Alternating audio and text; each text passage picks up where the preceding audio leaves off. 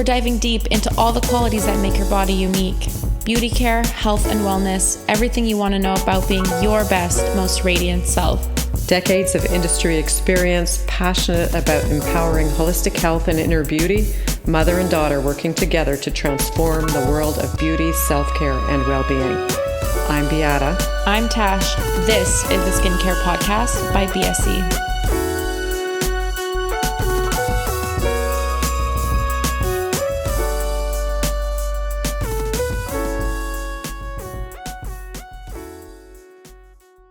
We've carried Skinvacious products for as long as we can remember. They're an absolute staple at BSE. Microneedling is one of our go-to skincare tips. We swear by the Skinvacious tools and we use them consistently in our routines. Joanne Hendry, founder of Skinvacious, is incredibly knowledgeable about skin health and has been a close contact of ours for many years. We always look forward to collaborating with her and learning more about her products and expertise. We can't recommend Skinvacious enough. If you'd like to try them now, go to our website and use the code skincare-SV15, that's SKNKRE-SV15, for 15% off your first order. Welcome back to the Skincare Podcast. Today we'll be speaking with one of our favorite people, Joanne Hendry from Skinvacious. Both Beata and I are always so excited to speak with you because you're such a body of expertise and knowledge. And honestly, there isn't a time that we speak to you that we don't learn something or so many things. So today we're just really excited to learn some more and to educate all of our listeners on microneedling and everything else that we're going to be speaking about today. So welcome, Joanne. Oh, thank you. Nice to see you both. Yes, so nice to have you with us today, Joanne. We always look forward to these conversations. So let's get right into it right away. Okay. Tell us, what is microneedling? So microneedling is the process of running tiny needles, like the acupuncture size needles, across the skin to elicit a biological response. The main goal to produce collagen, growth factors, cellular signals that regenerate the skin. So these things decline with age. So using microneedling on a regular basis upregulates your natural ability to rejuvenate. Okay, so I know that we've spoken about this before, but an easy way I feel like you've probably explained to my mom and then you've also explained to me is that microneedling sort of mimics injury, right? Is that true where it kind of, when you cut yourself, your body coagulates and then it goes into repair mode, you're kind of doing the same thing, except for obviously not at such an extreme where you're literally bleeding from the face. It's not, it's just like, it's like an irritation almost. So it just kind of tricks your brain, right? They call it a microtrauma. So, and we have to distinguish between two different types of trauma. So there's a superficial trauma, which focuses on the epidermis, and this is your home rolling. This trauma is a non-inflammatory trauma. This trauma just simply tells your cells, okay, you need to produce some extra growth factors. And it doesn't have an inflammatory component. So when we say cosmetic needles not inflammatory, it's not triggering a wound healing response. It's more like stimulating your cells to produce growth factors, signals, cytokines, so that it can do its job more efficiently. Okay. When you get into the dermal layer, which is more like professional, right? That you would do in a clinic or a spa. Correct. And it's a deeper, more invasive treatment. So basically with that one, it triggers the wound healing response. So there is an inflammatory response. The difference between microneedling and some other modalities is the inflammatory response is short-lived. So because it's short-lived, it switches into what's called a regenerative healing fairly quickly. So it's not in a prolonged state of trying to protect itself. So although it is inflammatory, usually within 24 to 48 hours after, that subsides, and then it switches the body into a more regenerative style of healing with your more natural collagens, and all your growth factors are upregulated. The only caveat on that is you have to allow a certain amount of time between treatments because you can't constantly trigger inflammation. If you were to microneedle dermally every day or once a week, you're going to keep your skin constantly inflamed. It's never going to heal properly. And actually, it will start to break down the collagen. So that's why when you do clinical type treatments, they say 4 to 6 weeks. I find that you can do a series and then you can move to once every 6 to 8 weeks. And it really depends on the age of the skin. The older you are, the more frequently you're going to want to schedule those treatments. But you can pretty much do it 8 weeks for maintenance. And all you're doing is gently promoting the body to produce more collagen, break up old misaligned collagen, build a whole new vascular network so that you get your microcirculation upregulated. It can bring oxygen, nutrients from your body up into the skin. So that's the benefit of that. Amazing. Okay. Yeah, no, that's super interesting. So I'm like sitting here and I'm like, oh, I have all of these questions now that I want to ask to get more dig deeper into that subject. But you wanted to say something, Tash. No, I was just touching, we're going to ask, what does it do and why is it so important? But you've already touched on it. And like, from my perspective, I just feel like microneedling does it all. Like, it helps with everything, right? Like, any type of skin concern or any type of skin type, like everybody can use microneedling or do microneedling at home. Pretty much everybody. But like, so let's talk about the differences. You talked about scientifically the difference between home rolling and dermal rolling, like more deeper level, but home rolling, let's just focus on that for the beginning. Okay. What would be the ideal depth? And can you touch a little bit on the needle size, not the needle size, the needle depth, and how many needles on a roller are ideal? Okay. What kind of results you can expect from home rolling? Okay. So if I had to give up one, it would be dermal rolling. So you would stop doing the clinical treatments and do the home rolling if you had a choice. Because the science is evolving that the superficial layer and all the signals that it releases influences both the epidermis and the dermis to trigger collagen production. And the added benefit, particularly from an anti-aging, and actually this is one thing we've actually never talked about, but there's something called the dermal epidermal junction. So that's where your dermis adheres to your epidermis. And generally when we're younger, it's like cardboard in between, right? It's stiff, it holds. When we get older, that loopy thing flattens out, and that's when you start to get sagging. Mm-hmm. Lovely. So the cosmetic rolling, the constant activity of rolling your skin and releasing these growth factors over time with consistent rolling reestablishes that ridge, and it makes the epidermis and dermis adhere better. And that's why you get that kind of smoothing, tightening, lifting. And I've always found that the most results come the older the skin, the more dramatic the results, because they see it the most, because they have the most to benefit from it.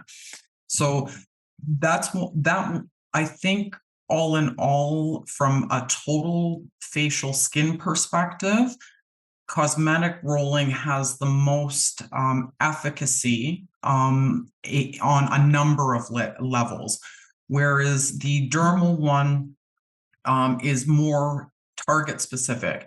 You want to build a new vascular network. You want to trigger some new collagen.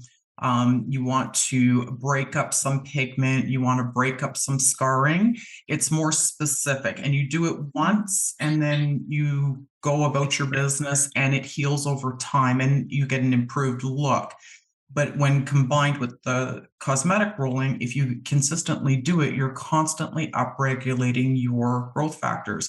Now, one of the interesting things is everyone's all over, they call it stem cell conditioned media. So there are no such things as human stem cells in cosmetic products, despite the fact that they say stem cell on it. When they talk about conditioned media, is basically they have cells, and the cells produce a broth or a soup with all these cellular signals, cytokines. And then they take that soup, they purify it, and they put it in skincare. And that's all your growth factors. Mm-hmm. So for a fraction of the cost, you can upregulate your own growth factors simply by rolling your skin. Okay. It's not to say that extra growth factors aren't a good thing, but for what does a roller cost? $44. It lasts for 3 to 6 months.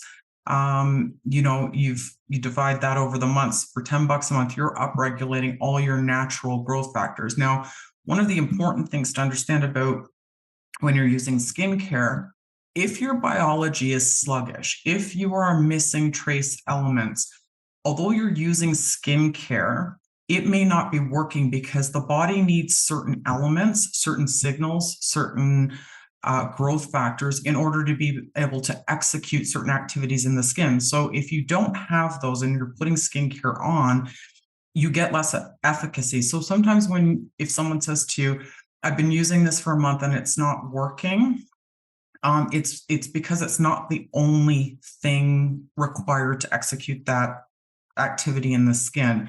So a lot of times we talk about vitamin C stimulating collagen. So yes, it does stimulate collagen. However, for you to be able to form collagen, you need some iron, you need some copper. That reaction is dependent on certain cofactors, if you will. Mm-hmm. And if they're absent in the skin, the vitamin C is not going to be as effective as building collagen in the absence of the other things that it needs. Mm-hmm. Okay. So, and that goes with everything. That goes with brightening, that goes with collagen, that goes with redness. If something's not working, and that's why sometimes you want to approach stuff from a nutritional standpoint, mm-hmm. because it's generally the absence of, your building blocks that help with those reactions. Sometimes you can get them into the skin topically, which is always a good idea. But if they're not there, then you're going to struggle to get that repair process moving. So optimizing your biology before you do any skincare is beneficial because your skin's going to work better. It's going to be able to utilize things better. Mm-hmm. People are obsessed with penetrating products with rolling. I'm obsessed with what rolling releases in the skin to make your skincare work better. Mm-hmm. I love that. Okay, so let me just clarify something because I have a question. So if your vitamin C is not, if you're not getting the results from using vitamin C because you're lacking, let's say, like what you said, iron, is microneedling going to fix that, or is someone has to look back and be like, okay, I need some more iron. Let's eat more supplements, right? So you're not saying that it's the microneedling that will trigger that, but you need to kind of peel back the layers, look at your nutrition, and then optimize. That's a really great question. So we're talking two different things, but they both need to happen in order to get your reaction. So for example, what you're talking about is the building blocks, which would be the nutritional piece. So if you're deficient in certain vitamins, you're not going to get those reactions. If you're deficient in certain growth factors, if you're deficient in certain signals, you're not going to get that reaction. If your cells have what's called lipid peroxidation, so our cells have an oil need oil to remain permeable. So if we don't have permeable membranes, nutrition can't even get into the cell, and the waste can't get out of the cell. So that's one where you would want to supplement with something like an omega, so your Bend product, right? Mm-hmm. So that's really, it's super vital that you have permeable membranes. That's one key thing for whether the cells are going to be able to utilize what you're putting on them at that time too.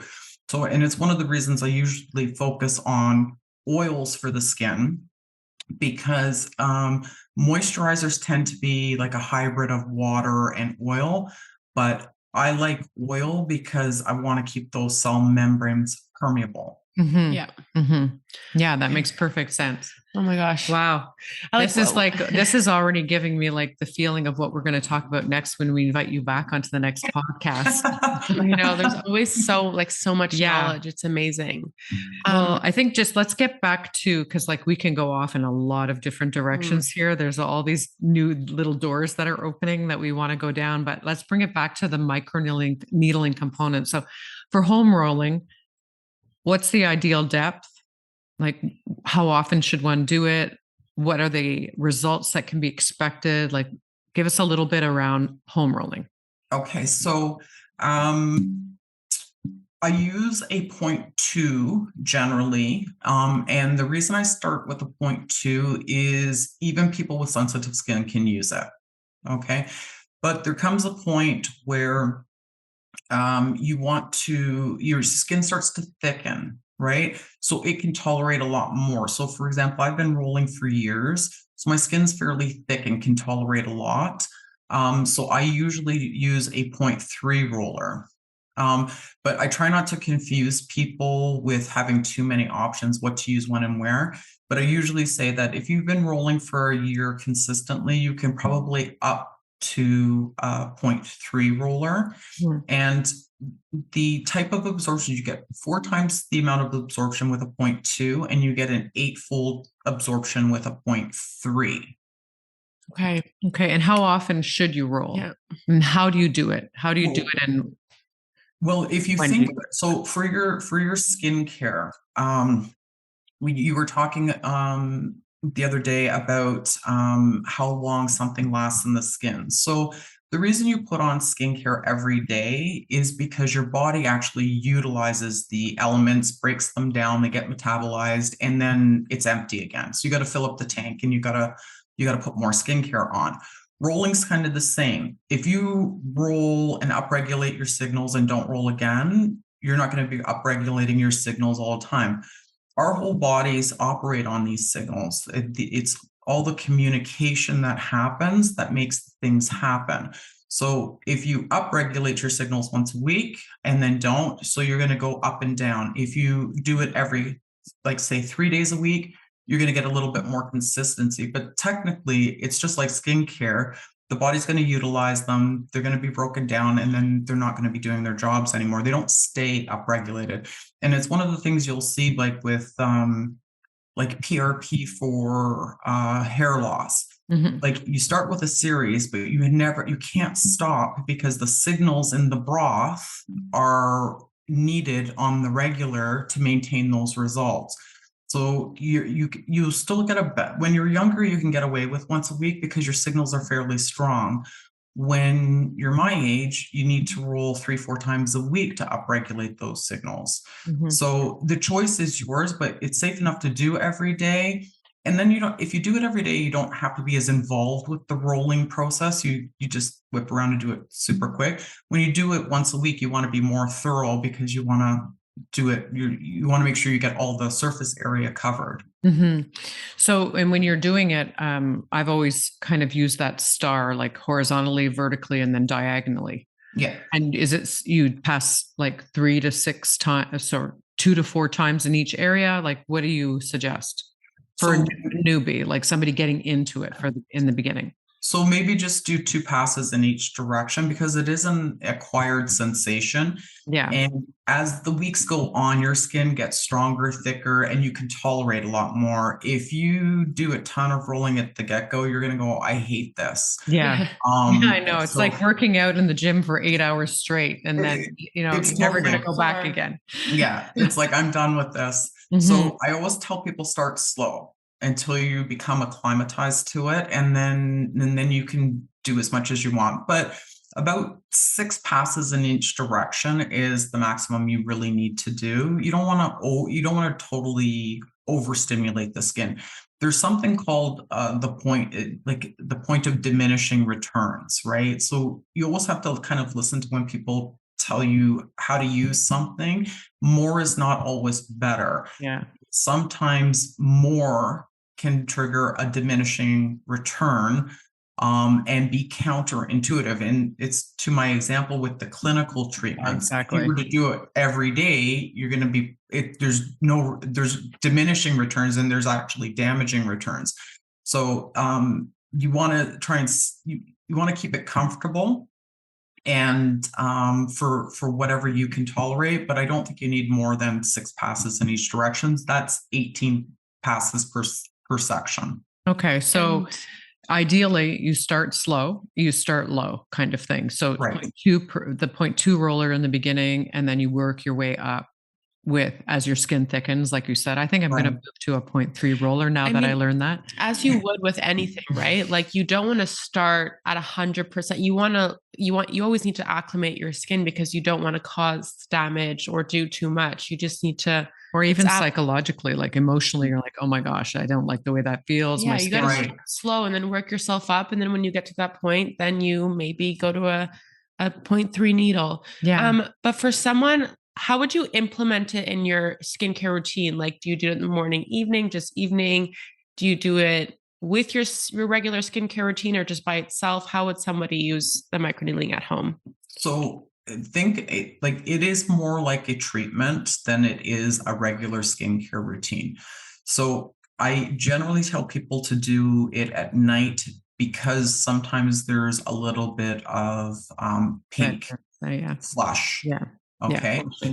Repair processes happen in the evening, so it's always good to align it with that. However, there's nothing to stop someone from doing cosmetic rolling in the morning if they have nothing to do and they can go without makeup for a couple of hours after. But generally, I say it's like an evening treatment. The important thing to remember is you are, creating channels in the skin. So not all skincare is created equal, and not everything in every skincare bottle is meant to be infused into the skin. So you want to use stuff that the skin can utilize: vitamin A, vitamin D, epidermal growth factor, niacinamide. These sort of things are native to the skin and are helpful for the skin. Now, you want to stay away from vitamin C is a really great active for the skin, but if you put it on top of microneedle, it's going to burn because it tends to be a low pH and more acidic, and it's going to make you red. And yes, I have put vitamin C on top of my skin to test that out, and you go pretty blotchy for quite a while. So we say stay away from like your AHAs, your BHAs, your glycolic acids, your vitamin C, anything that's got a low pH. What we have to remember is conventional skincare is designed to be put on intact skin. It's formulated so that it can penetrate intact skin. When you're microneedling, your skin is not intact, it goes right in. So there's certain things you're not going to want to infuse. You don't want to put silicones in there. Okay. So a lot of you want clean. Ideally. And yes, you want minimal sort of extra pieces that are part of the formulation process, but not part of the actives. Okay. If that makes any sense. Like some stuff will have propylene glycol in it. That's not something you want to infuse. You don't want to infuse, maybe certain essential oils, for example, because they're going to bite. So yeah. I wanted to ask you, because I'm curious about this. You mentioned vitamin A. For me, vitamin A is retinol, right? Can you apply a vitamin A post? So that's a great question. The reason I don't use retinol in the formulations is for that very reason, because retinol is an alcohol form. So it's going to bite. It's going to bite.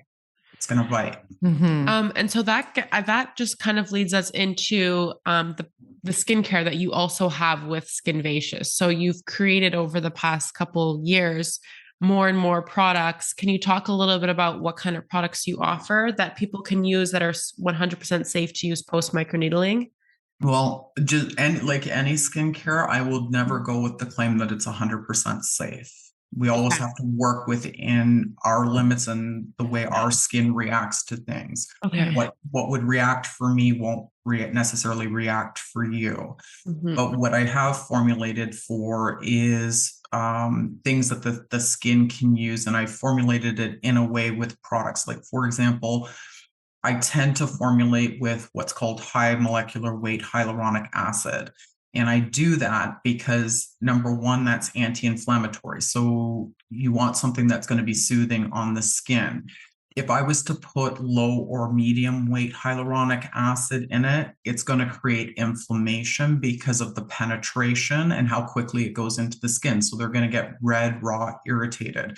So mixed molecular weight hyaluronic needs to go on intact skin.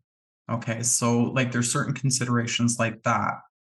I didn't formulate with retinol because retinol would be irritating. It's not that retinol isn't awesome and that you shouldn't be using it. You absolutely should. Just don't want to do it on the nights that you're rolling, or you don't want to put it right on top of rolling. Yeah, we always alternate. We'll alternate retinol with microneedling. Yeah. Yeah. Mm-hmm. So it's things like that I take into consideration. Like, I don't tend to put our antioxidant serum right after post rolling. Okay, that one I leave. It's a complicated blend, so I usually put that one on in the morning because that's when I want my antioxidants boosted for the day. Mm-hmm. But niacinamide in the EGF and the hydration serum, those can all go on post microneedling. And the hydration serum is kind of one of those serums, if I'm not mistaken, Joanne, that you really can put, anybody can put on. It's very soothing, right? To the skin. It's high molecular weight hyaluronic acid, straight up. Now, some people don't like high molecular weight hyaluronic acid. It is not a sophisticated type active because it sits on top of the skin. It's meant to sit on top of the skin. It's meant to create a barrier. So sometimes it can be sticky, and some people don't like that. But it is a safer way to go when you're working with channels in the skin, because you don't want to infuse that right down in. There's no need to. Yeah, so because you're going to bed, pretty much like microneedling is like the last step before you go to bed, brush your teeth, microneedle, or vice versa. Right. Even if it does have a little bit of a stickiness to it, it's going to provide that occlusive barrier kind of and help with the regeneration and the repairing during the night when you're sleeping, right? Right. And it's anti-inflammatory. And hyaluronic acid is a signaling molecule. So we have receptors and they can bind to it. And those create communication down into the dermis to produce more gags.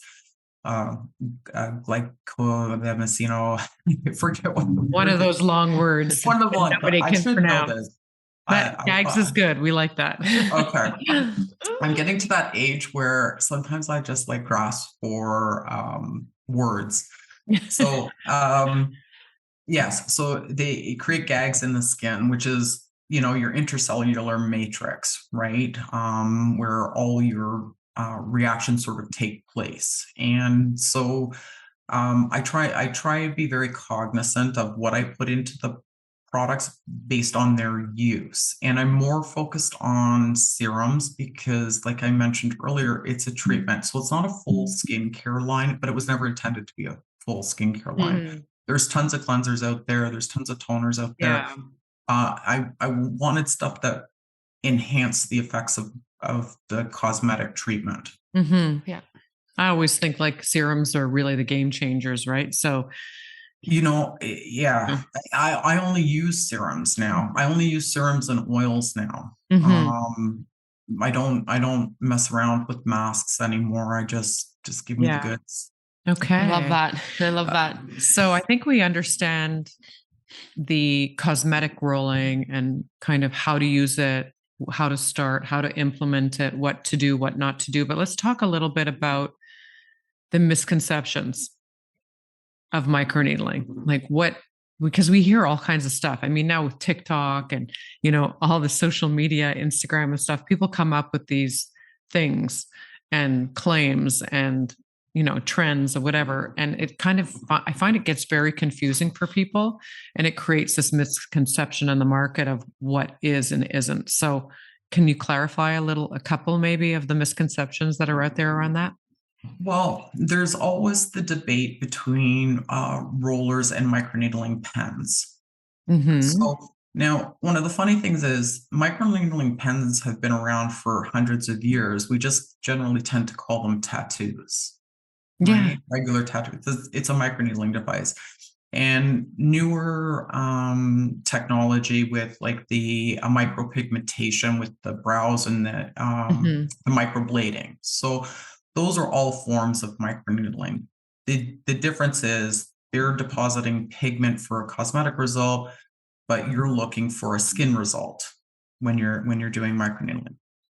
So there is no difference between how you create the microtrauma in the skin. So you can use a straight up and down manual stamp, you can use a pen, you can use a roller to create that dermal injury, right? And there is no difference between what it builds after. But what does make a difference is what you put on after it. So because the aesthetics market's gone a little bit wild in terms of what they're putting in on top of the skin. But again, to our point of what gets infused into the skin evaporates or gets metabolized within 24 hours. Why are you going to risk scarring someone permanently with granulomas by dropping stuff into holes into the dermis? It creates an immune response. So everyone wants to say that they're adding all these extra things into the skin at the dermal depth. It's very, very dangerous. So the only thing you should be putting on top of like dermal depth microneedling is hyaluronic acid. You just want something to seal off and protect the skin until it has a time to sort of close up those micro channels. And that's usually within 24 hours. But people are dropping all sorts of things into dermal treatments. They're pairing them with full out facial peels, like they're putting glycolic acid on top of dermal depth. And what we're seeing is a lot more granulomas. But whatever tool you choose to use for microneedling, it all does the same. One is not causing damage. There's absolutely no evidence for that. They all produce the same amount of collagen. Pens do not produce more. They do not do a better job. In fact, a lot of the times we use microneedling depths far too deep than we need to. So if you were to talk to a tattoo artist, ask them how many times they can re-tattoo the skin before it starts to scar.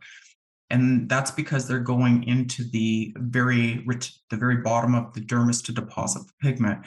If you if you're wanting to use this as an ongoing regular treatment to rejuvenate your skin, you're not going to be able to get into that bottom layer. You shouldn't be churning up the fat layer either, because that's an opportunity for scarring. When you get into 1.5 and 2, it's a very traumatic treatment. If you want to do a series of those, well, think of the tattoo artist who can only go over a section so many times before it starts to scar. So these aggressive, deep treatments over and over are not producing the same quality of collagen than if you were just to dial it back a little bit and be a little bit more gentle. So I see a lot of very troubling post pictures because of the social media stuff, like a lot of bleeding. Like I cringe. I'm like, there's no need to get there. Cringe. I know. Yeah. We talked about before, less is more, but when you talk about dermal, what is that? Anything above 0.5? So 0.5 or above is dermal. Is dermal, yeah. So, and the interesting thing is like where collagen forms in the skin. So if you do a 1.5 millimeter treatment or you do a 0.5 millimeter treatment, the new collagen deposits at 0.6. So you're dropping all the way down like 1.5 millimeters. people think they're going to build collagen like this. It's not kind of the way it happens. It kind of happens closer to the dermal epidermal junction. Okay. So why would somebody go deeper then? So it kind of the only time is when depth of pathology requires it. Ice pick scars tend to be fairly deep. And sometimes, like some certain types of scars need a multi-pronged approach. Even microneedling does well more with the flatter scars. But if they're the deep ice pick scars, you need to do multiple different things. You actually are going to need a laser. You're going to need peels, and then you probably do some microneedling. But it's the multimodality that delivers the result. It's not one aspect, because it is a very challenging pathology to treat. So the people say that you have to get under the scar in order for it to build up. But my experience has been sometimes it just takes an extra treatment, because you start to break up some of that scar tissue on your first treatment. Then you have better access to it the next time they come in for their treatment. So over time, the scars start to flatten out and fade. Interesting. So somebody that would want to do, who would you recommend rolling to? Like, who would you recommend? Obviously, the home roller is for everybody, right? Because it's a maintenance treatment. It kind of does a little bit of everybody, but everything. There's a few contraindications. Like skin cancer is like a complete. It doesn't matter. Home rolling, dermal rolling, you can't, because you could technically seed the cancer. So you don't want to go there with that. People with impaired wound healing. Okay. So they wouldn't be able to do dermal, but they could do cosmetic, because it's not triggering that wound healing response, bleeding disorders, that kind of thing. So for home rolling, there's a few contraindications, but it has more to do with if they have any sort of autoimmune, impaired wound healing, cancer, some types of diabetics. Again, it has to do with their impaired wound healing.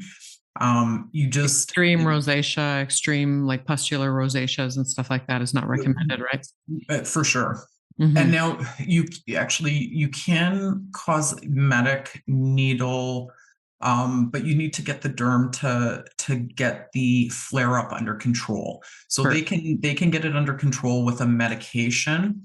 And then when you introduce rolling, because it's anti-inflammatory and rosacea is inflammatory, it really does help prevent future flare-ups. You just can't roll over the flare-up. And it's the same with active acne, right? Right. You can't roll directly over it, but once you've sort of settled it down, the rolling will minimize how much it happens afterwards. So people that who would you do like dermal rolling on? Like what kind of people would you see, or would you recommend that for? So primarily, I have always used it for anti-aging, acne scars, pigment, right? So more your aesthetic uses, but there are certain derms and plastics that use microneedling for more medical type revisions. Okay. Very interesting. And I wanted to ask you, because there's a lot around the scalp, right? Like there's a lot of people that are talking about microneedling the scalp area. Can you talk about that a little bit? So as you age, your scalp ages. Now, interestingly, it ages about 6 times faster than your face. So your scalp is more aged than your face is. And thank gosh that it's covered with hair. Yeah, but like, why does it age quicker than the skin? Is it because it's like what is it that causes the scalp to age quicker than the skin? You know what? I don't know why it ages faster. I just know it does age faster. So weird. And to think that a lot of people don't think about the scalp on their skin in general as skin, right? I think that's also very important. I mean, hair grows out of it, but for me, it's just skin. And one of the things that happens when we age, like we get the hormonal decline and the hair starts to shed, but you can actually build a strong dermal foundation the same way you're building a dermal foundation with your skin. And it's very good for creating new blood flow. I mean, we know blood flow is one of those things that's Circulation, impaired with hair loss. When hair's not if shedding's not triggered by a hormone or stress or something like that, if the hair is shedding, sometimes it's because it doesn't have the foundation around the follicle to keep it intact. So the follicles are just weaker, so it comes out easier. But when you microneedle, you build that collagen and it gets tighter and stronger. And you can actually feel it in your scalp, like how much it moves. Like a younger scalp moves a lot more. An older scalp is tighter. We're all testing it out. That's right. So you check your mom's now and see if hers moves as much as yours does. Mine definitely moves faster. No, I'm just kidding. I don't know. I can't tell. We have to check I with have our a headphones very off. young scalp, by the way, Joanne. You totally do. And I'm so jealous of your hair. Well, and so microneedling the scalp, would you implement it the same way? You go a little bit deeper, obviously, because you have to get through the hair and stuff like that. But so I usually use a 0.3, and that's to upregulate. So the two reasons, same on the face, is you want to upregulate your signals and you want to feed the scalp with nourishment. And you have 3 products for that.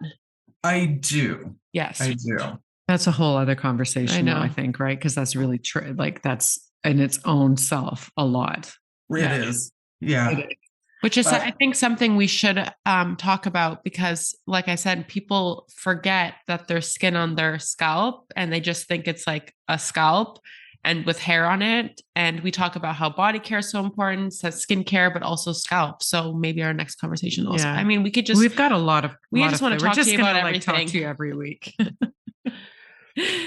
Joanne, this has been so interesting. I mean, I like I said, and Tashi said earlier when we just joined the podcast, started the podcast, is we always learn so much, you know, and you're so knowledgeable. So thank you for sharing all that really important information. You talked about before, just to finish on the microneedling in the clinic. So anything beyond 0.5, so 0.5 to 0.75, and you don't recommend doing it more than 3 times, 4 to 6 weeks apart as an introduction, right? To kind of go after specific. 3 to 4 times kind of jump starts the biology and gets it working for you. And then you switch into maintenance mode. Okay. And you can do, ideally, let's say somebody's suffering from premature aging aging skin, hyperpigmentation, sensitivity or anything, you can start doing the clinic rolling with a package of 3 to 4, but in between you would be home rolling as well, right?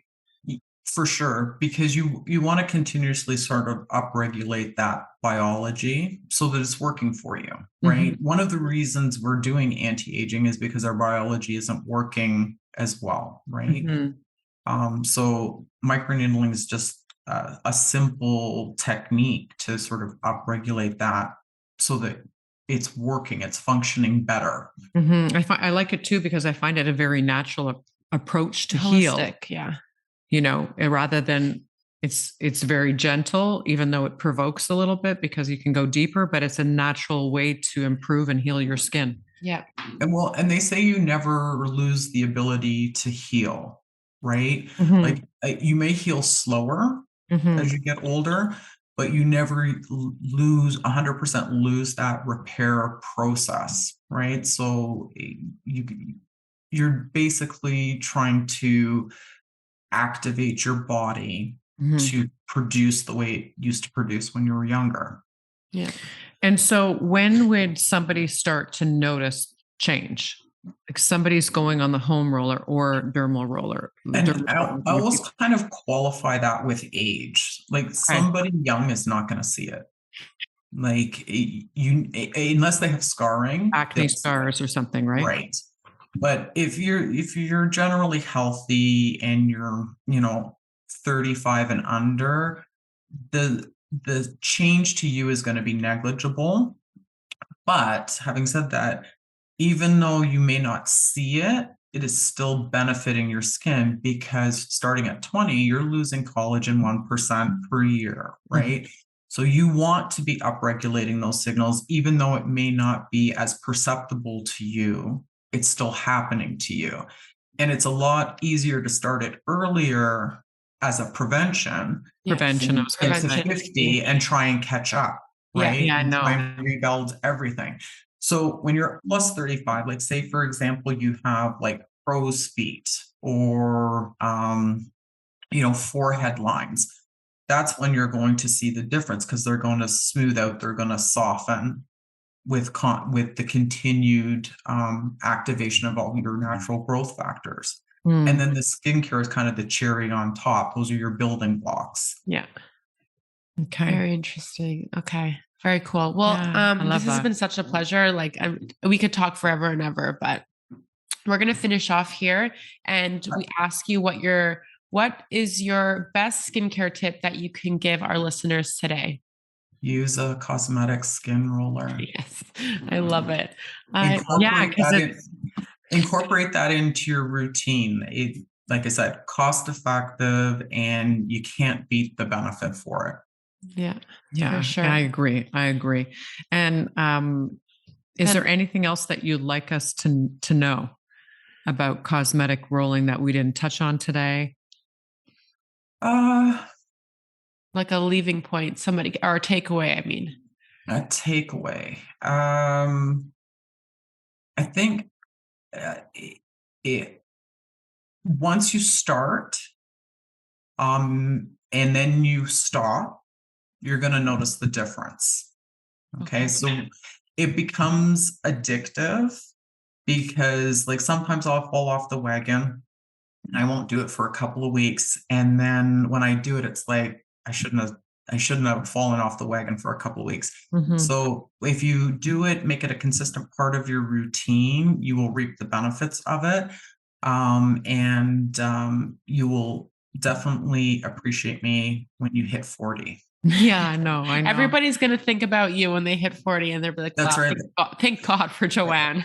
and that was one of the things I used to see at my spa is, so I would have like the 35s to 40s, they would buy the roller, but they wouldn't use the roller.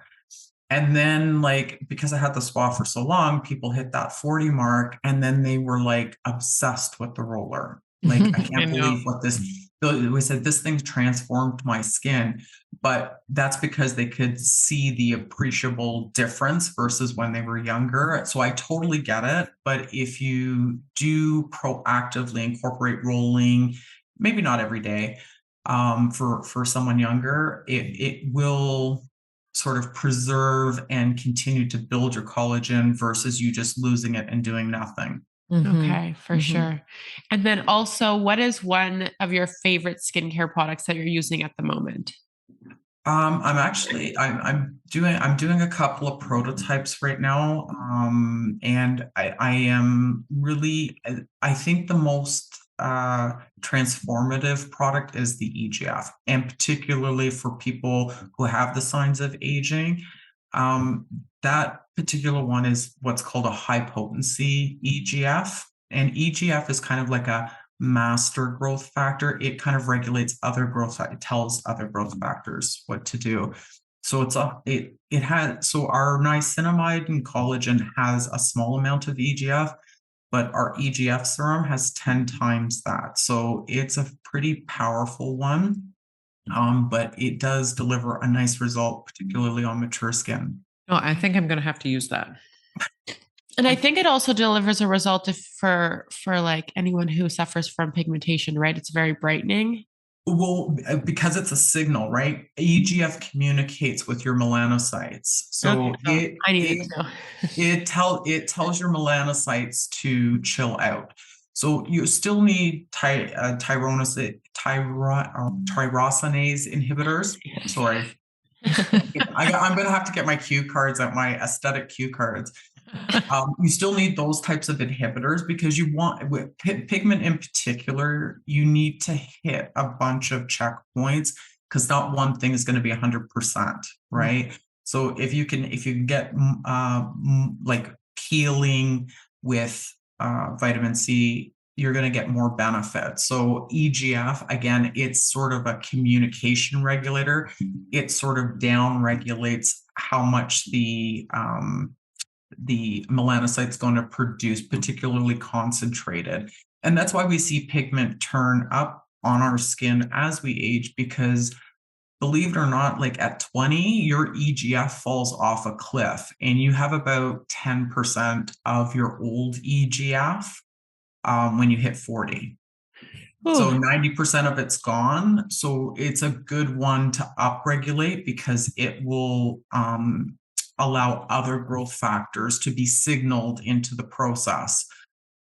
Okay. So I'm definitely going to get that serum. Yeah, I'm leaving here and I'm going to get the serum. Yeah, 100. Try it after cosmetic needle. So that's the one that if you were cosmetic rolling in the morning and you put the EGF on, the redness will be gone in about half an hour. Okay. Crazy. So when I use my EGF about 12 hours after I've dermal needle, I have no redness. I have no pain. Okay. So yeah, because I did microneedling yesterday, so I should have. Yeah, and look at you. Your skin looks fantastic. I know. You can't tell. No, you really can't tell. No. Yeah, I use the hydration serum and the essential oil. Yeah, and the hydration serum is a godsend because I did it once without the hydration serum, and my skin was tight and felt really dry. Yeah. And then I was like, okay, I told my esthetician, Monique, and I was like, I need something a little bit hydrated. She put the hydration serum on. It's like day and night. Like the results are incredible. Like my skin felt fine, which is crazy. Right. And today I look totally normal.